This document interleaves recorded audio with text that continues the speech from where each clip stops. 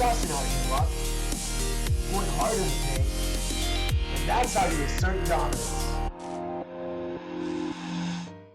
Hey, what's up guys, it's SirTagCR, and today we're back at it again with a free-to-play variation of my favorite graveyard deck. So with this deck, we essentially swapped out 3 cards from the original variation. We swapped out the Ewiz for the Musketeer, we swapped out the Guards for the Dark Prince, and then we swapped out Log for Zap. A lot of you guys have been asking for a more free-to-play friendly variation of that graveyard deck, and this is actually working really well for me too. As you guys already know, Dark Prince is used in almost every single deck at the moment. It's just so good. So Musketeer's damage is a lot higher than Electro Wizard, so you're gonna have a much easier time DPSing down all those Golem and Giant tank decks. The way that you play this deck in almost every single graveyard deck is you want to cycle a lot of Spear Goblin Huts and Single Elixir, find out their deck rotation and find out what they're running, and then in Double Elixir you're going to be unleashing the graveyard and going in for a lot of graveyard poisons. That being said, this deck plays almost exactly the same as the pay-to-win variation with Log and Ewiz. The only considerable difference for this deck is it's more free-to-play friendly, so you're actually going to be able to use it on ladder. So if you guys are looking for a graveyard deck that's easier to level up on ladder, highly suggest this. If you guys don't actually have Ewiz and Log and you want to run GCs with graveyard, run this deck as well. You guys already know that graveyard is right up there with Minor Poison as one of my favorite decks in the game, so let's go jump straight into some GCs and let's assert some dominance. Alright guys, so we got a game against LP man, and we're going to spare no time dropping our Goblin Hut.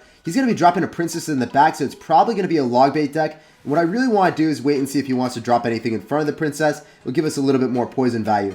So he ended up dropping a Bomber and a Giant, so this man is a madman. Not the deck that I was expecting at all, but we're going to go snipe the Bomber with the Mega Minion, and then we're going to also go drop our Dark Prince on top of the Princess. So the Dark Prince will finesse the Princess. We're going to go in for a graveyard, and we're going to have to worry about that Muskie, and the Muskie is going to do some critical damage to us. So we have to use our Ice Golem. Notice where I dropped my Ice Golem. The Ice Golem is going to be pushing the Musketeer back, and the Musketeer retargeted from my tower onto my Ice Golem, and we conserved a lot of tower HP there. Unfortunately for him, he did lose his entire right-hand side. So all we gotta do is drop our Musketeer. The Musketeer will DPS down the Valkyrie, and they'll walk in the left-hand lane. That's another great thing about the Musketeer. Its range is so much better than an Electro Wizard. And because of that, you're able to abuse that and utilize the Musketeer in the left-hand lane, snipe units in the right-hand lane, and have it still go in the left.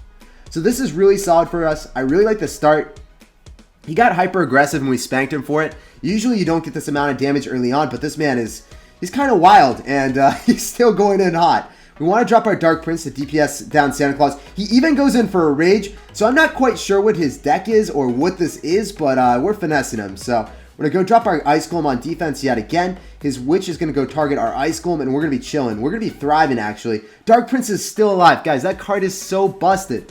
I cannot say enough how busted that card is.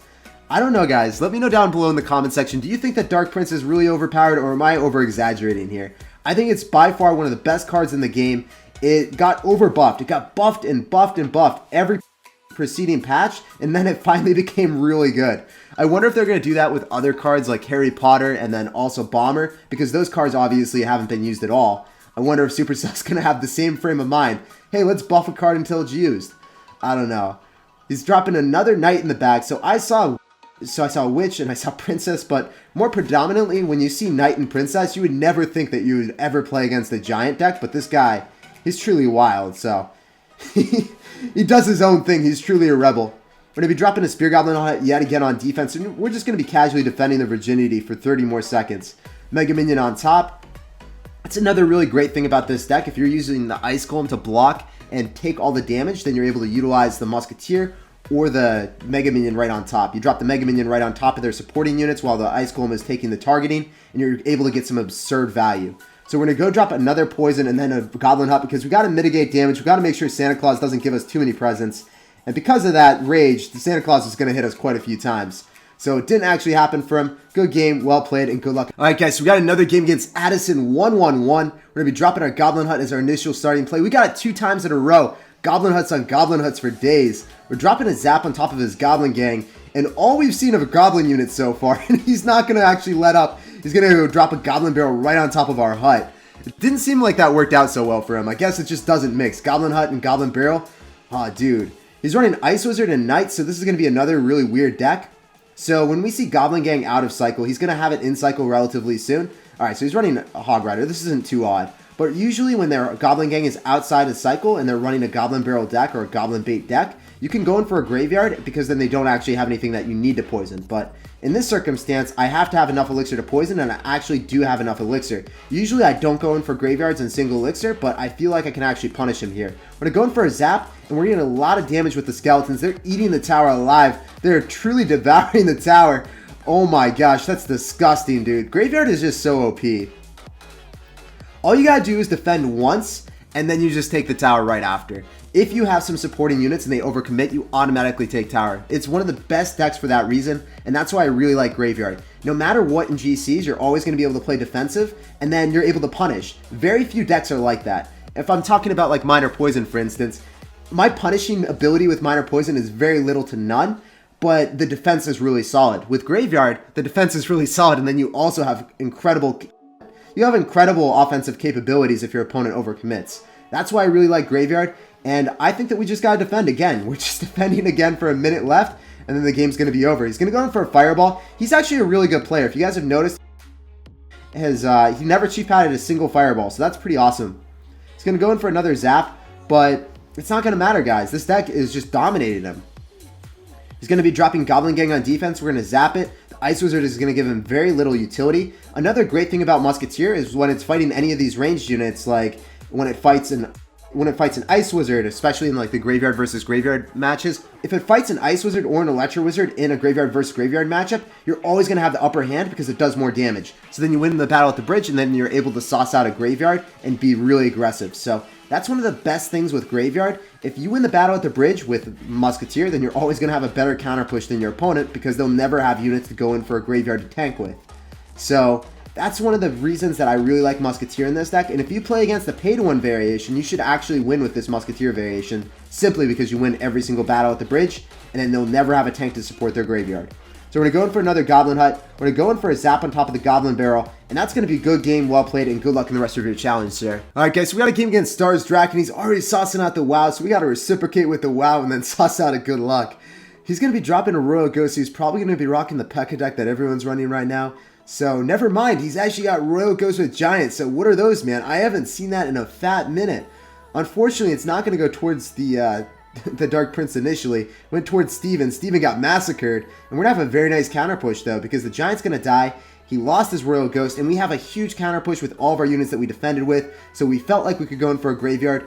Usually, you don't want to go in for a Graveyard in single Elixir unless you're up like 7 Elixir, and I was up like 5 or 6 Elixir there, so definitely worth it. Megamin's going to get a lot of swipes. He had to utilize so many spells on defense. When you utilize spells on defense against my units that are converting from defense into offense, you're going to get very little value. Now we're going to be up even more Elixir, and he was just trying to defend his tower, and we bullied him, man. We completely cyber-bullied this sir, unfortunately.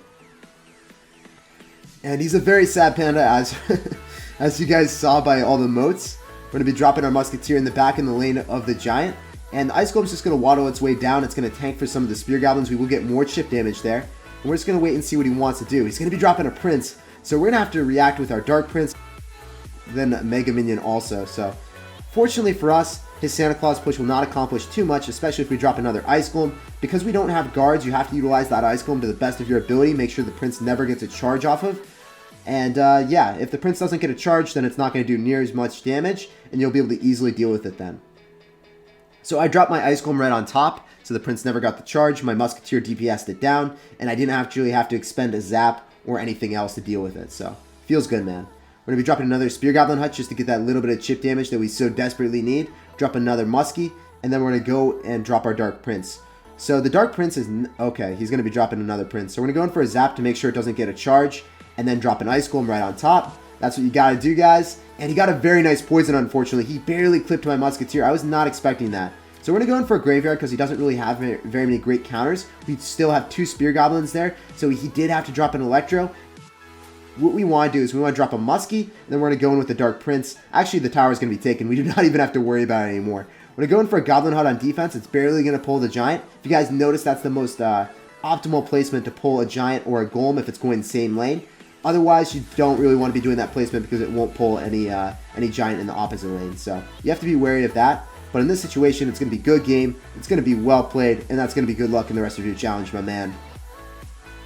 So as you guys can see, this deck decimates double prints and you don't even need guards. You just have to utilize your Ice Golem effectively. He's so pissed, man. Alright guys, so we got a game against someone from Sandstorm, so we have to assert dominance over this man. Our rival clan. So unfortunately we don't have poison. This is the worst possible starting hand. So we're going to go zap the pump, net a +2 trade, or an even trade actually. So we're going to relinquish 2 elixir from that pump immediately, and he's just spamming wows right now. So unfortunately he's got Golem Pump, and he's got a very nice starting hand, and he's just continuously spamming wow. So we're gonna mute his BM, and we're gonna go drop an Ice Golem in the back. We're also gonna go drop a Musketeer. Musketeer does a lot better DPS against Golem, as I said before. So I feel like if we defend this, we'll be in a much better situation, and what we can do is we can have a very great counter push afterwards. So Ice Golem's going to be soaking up a lot of damage. We're going to be going in for a Dark Prince. He NATOs everything together, so that's a great start for him, unfortunately. We're going to have to go in for a poison on defense. So as a result of our horrible start, we're going to be facing the ramifications of that. We're going to have to utilize the Ice Golem to pull his units to the left-hand lane, and that's going to work out beautifully for us. Unfortunately, he's going to be able to pump up again, but he doesn't really have a great way of dealing with the graveyard. So we're going to go in for a graveyard to punish that immediately, and I think that because we don't really have a suitable tank, we just had to go in for a graveyard.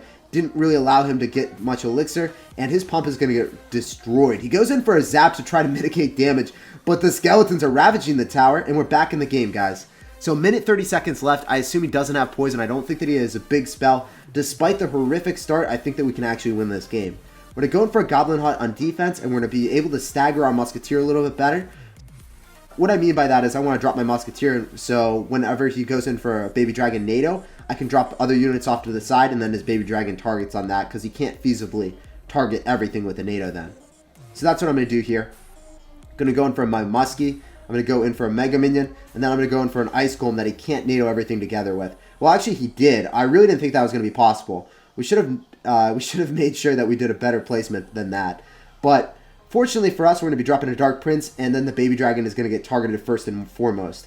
So he's going to go left-hand lane instead of right-hand lane. We had just applied so much pressure that he wasn't able to keep up. Prince will end up getting through and getting a lot of damage, but I'm not too scared about it because I don't think that he has a big spell. And since he doesn't have a big spell, both of our towers are around even. We're going to have a very nice counter push. I think that we're going to be able to bounce back here. We're going in for an Ice Golem to take both of the tanks.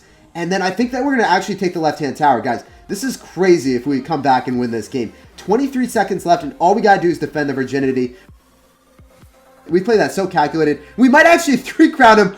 Oh my god. Alright, dude. Remember when he BM'd me at the start? We got to bounce back and sauce out a lot of BM. I'm sorry, dude. I can't stand that. So that's actually where I'm going to end today's video. Guys, thanks so much for watching. Thanks for chilling with me, and I can't wait to see you guys next time. Peace out.